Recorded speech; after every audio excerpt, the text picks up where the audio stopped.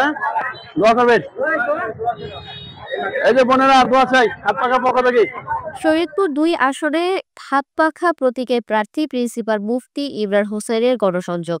শরীয়তপুর ২ অর্থাৎ নড়িয়া সখীপুর আসনে আসন্ন জাতীয় সংসদ নির্বাচনে হাতপাখা প্রতীকের প্রার্থী হিসেবে গণসংযোগ চালিয়ে যাচ্ছেন ইসলামী আন্দোলন বাংলাদেশের প্রার্থী প্রিন্সিপাল মুফতি ইমরান হোসেন।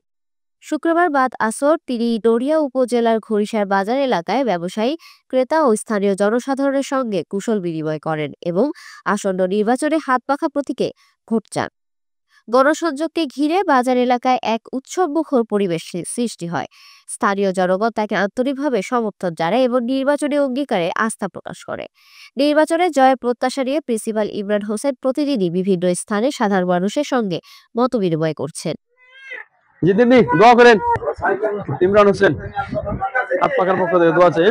আলহামদুলিল্লাহ আমরা আমাদের গণসংযোগে যথেষ্ট পরিমাণ সাড়া পাচ্ছি। মানুষ এবার বিকল্প কিছু চিন্তা করতেছে, যার কারণে আমরা কাজ করবো ইনশাল্লাহ। অনেক স্বতঃস্ফূর্ততা বা আমাদের আলাদা ধরনের ফিলিংস তৈরি হচ্ছে যে আমরা ইনশাল্লাহ কাজ করে শান্তি পাবো এবং আগামী বাংলাদেশ, ইসলামের বাংলাদেশ হওয়ার একটা পূর্বাভাস পাচ্ছি ইনশাল্লাহ। আমি নির্বাচিত হলে নড়িয়া সখীপুরবাসী তাদের যথাযথ পাওনা যেটা গভর্নমেন্ট সরকার বরাদ্দ করবে, আমরা ইনশাল্লাহ তাদেরকে মানে আনা পরিশোধ করার চেষ্টা করবো ইনশাল্লাহ।